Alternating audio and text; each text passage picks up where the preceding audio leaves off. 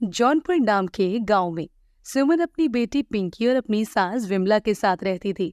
एक गंभीर बीमारी के चलते पिछले साल उसके पति का देहांत हो गया था। इसलिए अब घर की सारी जिम्मेदारी सुमन के कंधों पर आ गई थी। सुमन साउथ इंडिया की रहने वाली थी, इसलिए उसकी माँ ने उसे डोसा, इडली, सांभर और वड़ा बहुत ही अच्छे से बनाना सिखाया था। लेकिन उसे डोसा बनाना सबसे अच्छी तरह से आता था, इसलिए वो अपना घर का खर्च चलाने के लिए टिफिन सर्विस में डोसा बनाकर बेचा करती थी। पिंकी बेटा जल्दी उठो, तुम्हें स्कूल के लिए लेट हो रहा है। मम्मी मुझे स्कूल नहीं जाना। अरे तुम्हें स्कूल क्यों नहीं जाना? मम्मी मेरा आज स्कूल जाने का मन नहीं है। नहीं बेटा, ऐसे जिद नहीं करते, तुम्हें स्कूल तो जाना ही होगा। स्कूल जाकर तुम्हें बहुत अच्छे से पढ़ाई करनी चाहिए ताकि तुम बड़ी होकर बहुत ही अच्छी अफसर बन सको। चलो अब जल्दी से चलो, नहीं तो बहुत लेट हो जाएगा।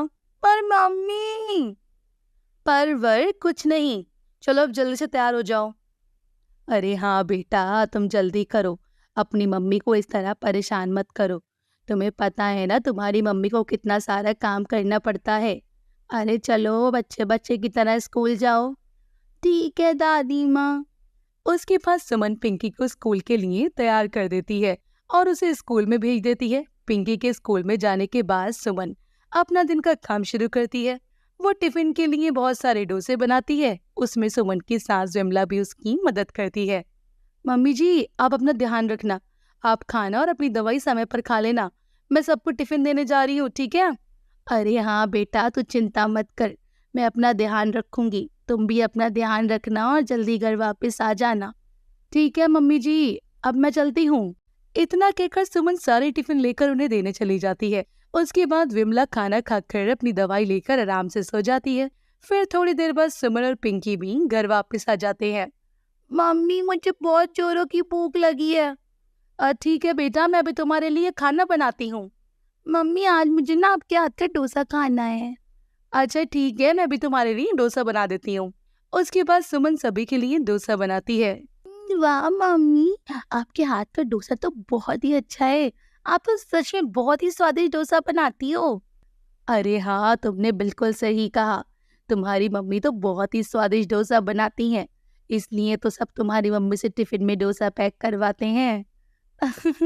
हाँ हाँ हाँ, शुक्रिया शुक्रिया। इस तरह कई दिन बीत जाते हैं। फिर एक दिन सुमन की सहेली पायल उसके घर आती है। आओ आओ पायल, बहुत दिनों में आई हो। अरे बस क्या बताऊं सुमन, आजकल मुझे बिल्कुल भी टाइम ही नहीं मिलता। हाँ पायल, अब देखते ही देखते इतने बड़े हो गए हैं, अब हमारे ऊपर बहुत सारी जिम्मेदारियां हैं। अरे हाँ, तुमने बिल्कुल सही कहा सुमन, इन सभी जिम्मेदारियों में बहुत ज्यादा उलझ गए हैं, इसी कारण हम कहीं ज्यादा जा भी नहीं सकते। हाँ तुमने बिल्कुल सही कहा पायल। अरे अच्छा ये सब छोड़ो, तुम्हारी टिफिन सर्विस कैसे चल रही है? टिफिन सर्विस वो तो अच्छी चल रही है पायल। अरे हाँ, तुम तो डोसा बहुत ही स्वादिष्ट बनाती हो। अरे मैंने बहुत समय पहले ही तुम्हारे हाथ का डोसा खाया था। अरे कोई बात नहीं, मैं तुम्हारे लिए अभी गर्मा गर्म डोसा बना कर लाती हूँ। ठीक है सुमन। हाँ तुम रुको, मैं अभी आई। उसके बाद सुमन किचन में जाकर पायल के लिए डोसा बनाने लगती है। वो फिर डोसा बनाकर पायल के लिए लेकर आती है। उसके बाद पायल डोसा खाती है। अरे वाह सुमन, अरे मुझे जितना याद था ये तो उससे भी कई गुना ज्यादा स्वादिष्ट है। मुझे ये तो पता था कि तुम बहुत ही स्वादिष्ट डोसा बनाती हो, परंतु इतना ज्यादा स्वादिष्ट, अरे ये तो मुझे आज ही पता चला। हाँ हाँ, शुक्रिया पायल तुम्हारा। अरे सच में सुमन, मुझे तो डोसा बहुत ही अच्छा लगा। अरे मैंने आज तक इतना स्वादिष्ट डोसा कभी नहीं खाया। तुम रुको, मैं तुम्हारे लिए और डोसा लेकर आती हूँ। उसके पास सुमन पायल के लिए और डोसा लेकर आती है। अरे सुमन, मैं तुम्हें एक बात बताऊं? हाँ बोलो पायल, क्या बात? अरे तुमने सच में बहुत ही स्वादिष्ट डोसा बनाया था, क्यों ना तुम अपना खुद का एक ढाबा खोल लो। क्या कहा तुमने पायल, ढाबा? अरे हाँ हाँ सुमन, ढाबा। लेकिन ये तो मुमकिन नहीं है, मैं भला ढाबा कैसे खोल सकती हूँ? तुम ढाबा क्यों नहीं खोल सकती सुमन? अरे तुम इतना स्वादिष्ट डोसा बनाती हो, तुम देखना तुम्हारे पास ग्राहकों की लाइन लग जाएगी। अरे तुम्हें खुद का एक ढाबा जरूर खोलना चाहिए। परंतु पायल, मेरे पास इतने पैसे नहीं हैं कि मैं खुद का एक ढाबा खोल सकूं। अरे तो सुमन, तुम शुरुआत में एक छोटा सा ठेला लगा लो, उसके बाद जब तुम्हें ज्यादा मुनाफा होगा फिर तुम एक ढाबा खोल लेना। नहीं पायल, मुझे नहीं लगता कि ऐसा मुमकिन हो पाएगा। अगर मुझे उसमें नुकसान हुआ तो अभी मेरे पास इतने भी पैसे नहीं है कि मैं इतना बड़ा रिस्क ले सकूं। अरे तुम सच में बहुत ही अच्छा डोसा बनाती हो। अरे तुम एक बार इस बारे में सोचना जरूर। ठीक है पायल, मैं इस बारे में विचार जरूर करूंगी। अच्छा तुम थोड़ा सा डोसा मेरे बच्चों के लिए भी पैक कर दो। उन्हें तुम्हारे हाथ का डोसा बहुत ही पसंद आएगा। ठीक है, मैं अभी लेकर आती हूँ। उसके बाद सुमन कुछ डोसे पायल के बच्चों के लिए भी पैक कर देती है। फिर पायल वहां से चली जाती है। उसके बाद सुमन पायल के इस आइडिया के बारे में सोचती है। उसे पायल का ये आइडिया बहुत अच्छा लगता है। कुछ दिन बाद, मम्मी जी, अब मैं सोच रही थी क्यों ना मैं डोसे का ठेला लगा लूं। अरे हाँ हाँ बेटा, ये तुम्हारा विचार बहुत ही अच्छा है। तुम बहुत ही स्वादिष्ट डोसा बनाती हो। हाँ मम्मी जी, मैं सुबह टिफिन सर्विस करूंगी और शाम को थोड़ी देर के लिए ठेला लगाया करूंगी, क्योंकि अभी मुझे नहीं पता कि उसमें मुझे मुनाफा होगा भी या नहीं। इसलिए मैं अभी टिफिन सर्विस छोड़ना नहीं चाहती। हाँ हाँ, कोई बात नहीं बेटा, तुम्हारा जैसा मन करे तुम बिल्कुल वैसा ही करो। ठीक है मम्मी जी। उसके बाद अगले दिन सुमन शाम को डोसे का ठेला भी लगाती है। अरे मैं इतनी देर से यहाँ पर खड़ी हूँ, लेकिन अभी तक मेरे पास एक भी ग्राहक नहीं आया। लगता है अब मुझे वापस जाना चाहिए। पहले दिन सुमन के पास कोई भी ग्राहक नहीं आता, इसलिए सुमन निराश होकर जल्दी ही वापस घर लौट जाती है। अरे बेटा, तुम इतनी जल्दी घर वापस आ गईं। हाँ मम्मी जी, मेरे पास एक भी ग्राहक नहीं आया, इसलिए मैंने सोचा कि इससे अच्छा मैं वापस घर ही चली जाऊं। अरे बेटा, इतनी जल्दी निराश नहीं होते। अभी तो तुम्हारा पहला दिन था। अभी किसी को भी नहीं पता कि तुम कितना स्वादिष्ट डोसा बनाती हो। जब कोई एक बार तुम्हारे हाथ का डोसा खा लेगा तो वह बार बार तुम्हारे पास ही आएगा। इसलिए तुम कल से फिर से आने की कोशिश करना। हाँ मम्मी जी, हाँ बिल्कुल सही कह रही हो। अभी किसी को भी मेरे डोसे के बारे में नहीं पता, इसलिए मैं कल फिर से कोशिश करूंगी। हाँ बेटा, तुम थक गई होगी। चलो अब हम सभी खाना खा लेते हैं। जी मम्मी जी। उसके बाद सभी खाना खाकर सो जाते हैं। फिर अगले दिन सुमन सुबह जल्दी उठकर टिफिन रेडी करती है और फिर उन टिफिन को देकर आती है। उसके बाद शाम को सुमन फिर से अपने डोसे का ठेला लगाती है। आज भी मेरे पास कोई ग्राहक नहीं आ रहा, अब मैं क्या करूं? सुमन वहां पर बहुत ही देर तक किसी ग्राहक के आने का इंतजार करती है, लेकिन उसके पास कोई भी नहीं आता। उसके बाद सुमन का सब्र जवाब दे देता है। वो परेशान होकर घर वापस आ ही जाती है। अरे बेटा, आज भी तुम जल्दी आ गई। हाँ मम्मी जी, आज भी मेरे पास एक भी ग्राहक नहीं आया। मुझे तो लगता है कि मुझे ठेला लगाना ही नहीं चाहिए था। इसमें मुझे कोई भी मुनाफा नहीं होने वाला है। मेरे पास एक भी ग्राहक नहीं आता है। इससे अच्छा है कि मैं सिर्फ टिफिन सर्विस ही करूं। यह आइडिया अच्छा नहीं है। ढाबा तो दूर की बात है, जब मेरा ठेला ही नहीं चल रहा तो भला ढाबा कैसे खोल पाऊंगी? अरे बेटा, तुम ये कैसी बातें कर रही हो? तुम इतनी आसानी से कैसे हार मान सकती हो? कम से कम पहले तुम्हें कोशिश तो करनी चाहिए। पर मम्मी जी, मैंने कोशिश की है, पर उसके बावजूद भी उसमें कामयाब नहीं हो पा रही हूँ। अरे बेटा, तुम केवल शाम को ही ठेला लगाती हो, वो भी थोड़ी देर के लिए। जब तुमने पहली बार टिफिन सर्विस शुरू की थी तो तुम केवल 2 लोगों के लिए ही टिफिन पैक करती थी, लेकिन तुमने हार नहीं मानी। तुमने खूब मेहनत की और उसी काम पर डटी रही, तो तुम्हें तुम्हारी मेहनत का फल मिला। अब देखो तुम्हारी टिफिन सर्विस कितनी अच्छी चल रही है। ये बात तो सही कह रही हैं मम्मी जी आप, लेकिन अरे लेकिन वेकिन कुछ नहीं बेटा, तुम्हें इतनी आसानी से निराश नहीं होना चाहिए, ना ही तुम्हें हिम्मत हारनी चाहिए। किसी भी कामयाबी को अचानक से नहीं मिलती, उसके लिए हमें थोड़ी मेहनत करनी पड़ती है।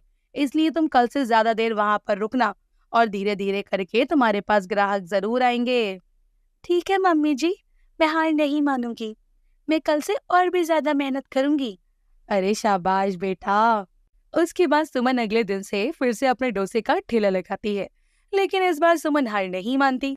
अब से वो और भी ज्यादा वहां पर ग्राहक आने का इंतजार करती है। कई देर तक तो सुमन के पास कोई ग्राहक नहीं आता, लेकिन कुछ दिन बाद, आप मुझे एक प्लेट डोसा दे दीजिए। जी। उसके बाद सुमन उस ग्राहक को डोसा देती है। आप तो डोसा बहुत ही स्वादिष्ट बनाती हैं। मैंने आज तक इतना स्वादिष्ट डोसा कभी नहीं खाया। सच में ये तो बहुत ही लाजवाब था। धन्यवाद भैया। उस दिन के बाद से सुमन के पास बहुत सारे ग्राहक आने लग जाते हैं। सुमन अब अपने डोसे के लिए बहुत ही ज्यादा मशहूर हो गई थी। अब उसे बहुत ही ज्यादा मुनाफा होने लगा था। उसके बाद सुमन अपने लिए एक बड़ा सा डोसा ढाबा खोल लेती है। अरे वाह सुमन, तुम्हें बहुत बहुत बधाई। अब तुम्हारा खुद का एक ढाबा है। सच में तुम्हारे डोसे का तो जवाब ही नहीं। हाँ हाँ, आखिर तुम्हारी मेहनत रंग लाई। बहुत बहुत शुक्रिया तुम्हारा पायल, तुमने मुझे बहुत अच्छा आइडिया दिया था। और मम्मी जी आपका भी शुक्रिया, आपने मुझे सपोर्ट किया, मुझे सही राय दी, इसलिए मैं उस समय डटी रही। अगर मैंने समय पर हार मान ली होती ना, तो मैं कभी भी अपना ये सपना पूरा नहीं कर पाती। हाँ हाँ बेटा, ये सब तुम्हारी मेहनत का ही फल है। तुम बहुत ही अच्छा डोसा बनाती हो, इसलिए आज तुम पूरे शहर में मशहूर हो गई हो। अरे हाँ, ये सुमन तुम्हारे हाथों का ही कमाल है। मम्मी, आप बहुत ही अच्छी हो और आप बहुत ही अच्छा डोसा बनाती हो। आप मुझे भी डोसा बनाना सिखाना। मैं बड़ी होकर ना आपकी तरह डोसा बनाऊंगी। हाँ हाँ मेरी बच्ची, जरूर। लखनऊ शहर में सीमा और सुरेश रहते थे। सुरेश मजदूरी करने का काम करता था, लेकिन उसकी खास कमाई नहीं होती थी, जिसकी वजह से वो दोनों ही बेहद परेशान रहते थे। जब भी सीमा का पति घर आता तो वह सीमा के हाथ की बनी लस्सी जरूर पीता था। ऐसे ही सुरेश एक दिन कहता है, एक बात तो माननी पड़ेगी, तुम्हारे हाथ की बनी लस्सी पीकर सारे दिन की थकान मिट जाती है। वो तो ठीक है जी, पर आज घर में राशन खत्म है। हम दोनों कब तक ऐसे जिंदगी जीते रहेंगे? मैं तो कहती हूँ आप कोई दूसरा काम देख लो जिसमें ज्यादा पैसे मिलते हो। तुम्हें क्या लगता है मैंने कोशिश नहीं की होगी? इतनी जगह गया पर कहीं भी ठीक पैसे ही नहीं मिलते और इतनी गर्मी में बुरा हाल है। अजी परेशान मत हो, भगवान सब ठीक करेंगे। थोड़ा बहुत खाकर ही दोनों सो जाते हैं। अब अगली सुबह सुरेश जल्दी ही उठकर मजदूरी करने निकल जाता है और सीमा अपना घर का काम करने लगती है। उधर सुरेश इतनी भरी गर्मी में सारा दिन मजदूरी करता है, फिर भी उसे अधिक मजदूरी नहीं मिल पाती है, जिससे वह दुखी हो जाता है आज भी ज्यादा मजदूरी नहीं मिली। और सोचता है, जब मैं घर आऊंगा तो सीमा से क्या कहूंगा? घर पर राशन भी नहीं बचा। ये सब सोचकर सुरेश परेशान हो रहा था। फिर वह घर चला जाता है और उसका उतरा हुआ चेहरा देखकर सीमा समझ जाती है कि आज भी उसे ज्यादा मजदूरी नहीं मिली। तभी वह अपने पति सुरेश से कहती है, अरे क्या हुआ जी, आज भी कमाई नहीं हुई ना? हाँ, आज भी ज्यादा मजदूरी नहीं मिली। ऊपर से इतनी गर्मी में काम करते हुए जान निकल जाती है। अब तुम जल्दी से मुझे एक गिलास ठंडी ठंडी लस्सी पिला दो। कम से कम तुम्हारे हाथ की लस्सी पीकर थोड़ी थकान तो कम होगी। फिर सीमा जल्दी से सुरेश के लिए लस्सी बनाकर लाती है और उसे पीने के लिए दे देती है। ये रही तुम्हारी लस्सी। अब मानो न मानो तुम कोई और काम देख लो, शायद तुम्हें कहीं दूसरा काम मिल जाए। सीमा, दूसरा काम ढूंढना इतना आसान नहीं है। अब तुम ये सब छोड़ो और जल्दी से खाना लगा दो, बड़ी भूख लगी है। फिर सीमा रसोई में जाती है और सुरेश के लिए खाना लाकर देती है। खाना खाते ही सुरेश को नींद आ जाती है और फिर सीमा भी सो जाती है। और फिर अगली सुबह सुरेश जल्दी उठकर मजदूरी के लिए निकल जाता है और सारा दिन गर्मी में मजदूरी करता रहता है, लेकिन फिर भी उसे मजदूरी के ज्यादा पैसे नहीं मिल पाते। और जब वह शाम को थक हार कर घर आता तो वह हमेशा की तरह आज भी अपनी पत्नी से पीने के लिए लस्सी मांगता है और कहता है, सीमा, बड़ी गर्मी है, अपने हाथ की बनी ठंडी ठंडी लस्सी तो बनाकर पिला दो। फिर सीमा जल्दी से सुरेश के लिए लस्सी बनाकर लाती है और उसे पीने के लिए दे देती है। सीमा, कुछ बात तो है तुम्हारे हाथ की बनी लस्सी में। आप भी ना कुछ भी बोलते हो। रात काफी हो चुकी थी। फिर वे दोनों खाना खाकर सो जाते हैं। फिर अगली सुबह सुरेश अपने मालिक के यहाँ मजदूरी कर रहा होता है। तभी अचानक से उसके पैर पर भारी सामान गिर जाता है, जिससे उसके पैर में बहुत बुरी तरह चोट आती है और वह दर्द से चिल्लाने लगता है। मेरा पैर, हाय मर गया रे, मेरा पैर बहुत दर्द हो रहा है। लगता है इसके पैर में तो बहुत चोट आई है। और फिर वो सभी डॉक्टर से उसकी मरहम पट्टी कर उसे घर छोड़ाते हैं। और जब उसकी पत्नी उसके पैर में लगी लगी देखती है, हे भगवान, ये आपको क्या हो गया और ये चोट कैसे लगी? फिर सुरेश उसे सारी बात बताता है और रोने लगता है। जी आप रोते क्यों हो? आप जल्दी ठीक हो जाओगे। मैं तो ये सोच रहा हूँ कि अब मैं काम करने कैसे जा पाऊंगा और फिर पैसे कहाँ से आएंगे और घर का खर्च कैसे चलेगा। अजी आप चिंता क्यों करते हो? अब भगवान कोई ना कोई रास्ता जरूर निकाल ही देगा। अच्छा अब आप आराम करिए, तब तक मैं आपके लिए लस्सी लेकर आती हूँ। फिर सीमा सुरेश के लिए लस्सी बनाकर लाती है और उसे पीने के लिए दे देती है। अभी सुरेश ने अपनी लस्सी खत्म भी नहीं की थी कि तभी सीमा के मन में एक ख्याल आता है और वह मन ही मन सोचने लगती है, इतनी अधिक गर्मी में सभी लोग ज्यादातर कितनी लस्सी ही पीते हैं और पीना पसंद करते हैं। अगर मैं भी लस्सी का ठेला लगा लूं और इसे बनाना भी आसान है, जब इन्हें मेरे हाथ की लस्सी इतनी पसंद आती है, शायद लोगों को भी पसंद आ जाए और शायद इससे कुछ कमाई भी हो जाए। तभी सीमा ये बात अपने पति सुरेश से कहती है, सुनो जी, मैं एक बात सोच रही हूँ, मैं लस्सी का ठेला लगा ही लेती हूँ।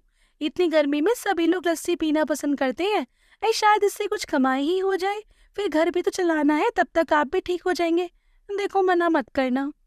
सुरेश अपनी पत्नी को मना नहीं कर पाता है और फिर वह अगले ही दिन से लस्सी का ठेला लगा लेती है और लस्सी बेचना शुरू कर देती है। ठंडी ठंडी ताजी ताजी लस्सी, मीठी लस्सी, जल्दी आओ और पीने का मजा लो। सीमा खड़ी बड़ी देर तक आवाज लगाती है, पर उसके ठेले पर कोई भी लस्सी पीने नहीं आता। इतनी देर हो गई, अभी तक एक भी ग्राहक लस्सी पीने नहीं आया। शायद हो सकता है थोड़ी देर में कोई आ जाए। ये सोचकर सीमा फिर से आवाज लगाने लगती है और कहती है, मीठी मीठी ठंडी मलाईदार लस्सी, जो भी एक बार पी ले सारी थकावट दूर हो जाए। जल्दी आओ और ताजी ताजी लस्सी पियो। सीमा को आवाज लगाते हुए बड़ी देर हो जाती है। तभी उसके ठेले पर एक लड़का लस्सी पीने आता है और कहता है, आंटी एक गिलास लस्सी का कितना? 10 रुपए का। मुझे गिलास लस्सी बना कर दो। हाँ, उसमें बर्फ जरूर डाल देना। ये सुनकर सीमा बड़ी खुश होती है। चलो, कोई तो लस्सी पीने आया, कम से कम काम की शुरुआत तो हुई। फिर सीमा उस लड़के को ठंडी ठंडी लस्सी बनाकर देती है। जैसे ही वो लड़का लस्सी का ग्लास मुंह से लगाता ही है और कहता है, वाह, क्या लस्सी बनाई है, पीकर तो मजा ही आ गया। आंटी एक गिलास और लस्सी देना। हाँ, अभी देती हूँ। फिर सीमा उस लड़के को एक ग्लास और लस्सी बनाकर देती है और फिर वह लड़का लस्सी पीकर उसके पैसे देकर चला जाता है। और फिर उसके बाद उसकी दुकान पर सिर्फ 2 ही लोग लस्सी पीते हैं। इतनी गर्मी है, फिर भी पता नहीं लोग लस्सी पीने क्यों नहीं आ रहे। सीमा फिर से लस्सी बेचने के लिए आवाज लगाने लगती है, लस्सी, ताजी ताजी लस्सी, ठंडी ठंडी लस्सी, जो एक बार पी ले उसके सारे दिन की थकान दूर हो जाए। सीमा बेचारी लस्सी बेचने के लिए बार बार आवाज लगा रही थी, लेकिन कोई भी उसकी दुकान पर लस्सी पीने के लिए नहीं आ रहा था। इसी तरह सीमा को लस्सी बेचते हुए सारा दिन हो जाता है और उसकी कुछ कमाई भी नहीं होती। सारा दिन हो गया, सिर्फ 4 ग्लास लस्सी के ही बिकी है। इनमें तो लस्सी के सामान के पैसे भी नहीं निकलेंगे। हे भगवान, अब तो मेरे पास सिर्फ थोड़े से ही पैसे बचे हैं। इन पैसों से तो मैं कुछ भी नहीं कर सकती। सीमा को लस्सी बेचते हुए सुबह से शाम हो जाती है। जब उसकी दुकान पर कोई नहीं आता तो वह अपनी लस्सी का ठेला लेकर घर चली जाती है और जब वह घर पहुंचती है तो उसका मुरझाया हुआ चेहरा देखकर उसका पति कहता है, क्या हुआ, तुम इतनी उदास क्यों हो? लस्सी पीने मेरे ठेले पर कोई नहीं आया। कोई बात नहीं, आज कोई नहीं आया तो क्या हुआ, ऐसा थोड़ी है कि कल भी कोई ना आए। तुम इतनी मेहनत कर रही हो, देखना कल तुम्हारी लस्सी पीने सब लोग जरूर आएंगे। आप कह रहे हैं तो जरूर आएंगे। रात हो चुकी थी। फिर सुरेश और सीमा खाना खाकर सो जाते हैं और फिर अगली सुबह सीमा जल्दी से घर का सारा काम करने के बाद ठेला लेकर बेचने के लिए निकल जाती है और आवाज लगाने लगती है, ठंडी ठंडी ताजी ताजी स्वादिष्ट लस्सी, जल्दी आओ, जल्दी पीकर अपनी थकान मिटाओ। सीमा बड़ी देर तक आवाज लगाती रहती है, पर कोई भी उसकी दुकान पर लस्सी पीने नहीं आता। तो वह मायूस हो जाती है और एक बड़ी सी गाड़ी आकर सीमा के ठेले के पास आकर रुकती है, जिसमें से वही लड़का उतरता है जिसने कल सीमा के ठेले पर लस्सी पी थी। वो सभी अपने दोस्तों से कहता है, तुम्हें पता है ये आंटी ना बड़ी ही अच्छी लस्सी बनाती है। तुम एक बार इनकी लस्सी पियोगे ना तो तुम्हारा यहाँ आकर बार बार लस्सी पीने का मन करेगा। क्या यार, तू हमें यहाँ लाया है, वो भी लस्सी पिलाने के लिए? हमें तो लगा था कि तू हमें किसी अच्छी जगह लेकर जाएगा, कुछ खिलाएगा। अरे तुम एक बार आंटी की लस्सी पीकर तो देखो, फिर खुद कहोगे कि लस्सी बहुत ही बढ़िया थी। तभी सीमा उन सभी लड़कों की बातें सुनकर उनसे कहती है, साहब, आप एक बार मेरी लस्सी पीकर तो देखिए। अगर आपको लस्सी अच्छी नहीं लगी तो मुझे पैसे भी मत देना। फिर सीमा सभी लड़कों को एक गिलास लस्सी बनाकर पीने के लिए देती है और सभी लड़के लस्सी पीते हैं तो वो उन्हें बहुत ही अच्छी लगती है। सभी लड़के बोलते हैं, वाह, क्या लस्सी बनाई है, पीकर तो मजा ही आ गया। आंटी एक गिलास और लस्सी देना। और मुझे भी एक और गिलास लस्सी चाहिए। और मैं तो 2 गिलास और पीऊंगा। ये देखकर तो सीमा मन ही मन बड़ी खुश हो रही थी। तब सीमा कहती है, चलो कम से कम आज कुछ ग्राहक तो आए, और सबसे अच्छी बात, उन्हें मेरी बनाई हुई लस्सी पसंद आ रही है। फिर सीमा सभी लड़कों को लस्सी बनाकर पीने के लिए दे देती है और जब सभी लड़कों को लस्सी पीने के बाद वह लड़का सीमा को लस्सी के पैसे देता है। फिर वह सभी लड़के सीमा को पैसे देकर चले जाते हैं और तभी वहां कुछ लोग सीमा के ठेले पर उन लड़कों को लस्सी पीकर जाते हुए देखते हैं। तो वे उसके पास आकर लस्सी पीने के लिए आते हैं और वह सभी आदमी सीमा को लस्सी के पैसे देकर वहां से चले जाते हैं। और इसी तरह सीमा के ठेले पर लोगों की भीड़ जमा हो जाती है और कुछ ही देर में सीमा की सारी लस्सी खत्म हो जाती है और उसकी अच्छी कमाई भी होती है। ये देख सीमा मन ही मन बड़ी खुश हो रही थी। लगता है भगवान ने हमारी सुन ली। घर जाकर जब मैं इन्हें बताऊंगी तो वे कितना खुश होंगे। फिर सीमा जल्दी से घर जाती है और अपने पति सुरेश को पैसे देते हुए कहती है, ये देखो जी आज की हमारी कमाई। ये तो बहुत ही अच्छी बात है। तुमने इतनी मेहनत जो की है तो फिर लस्सी तो बिकने ही थी। अब तुम मुझे कब लस्सी बनाकर पिलाओगी? ये सुनकर सीमा जोर जोर से हंसने लगती है और साथ में उसका पति सुरेश भी हंसने लगता है। और फिर कुछ ही दिनों में सीमा और उसके पति के घर की हालत सुधरने लगती है और फिर कुछ ही दिन में सुरेश भी ठीक हो जाता है। फिर वो दोनों आराम की जिंदगी जीने लगते हैं।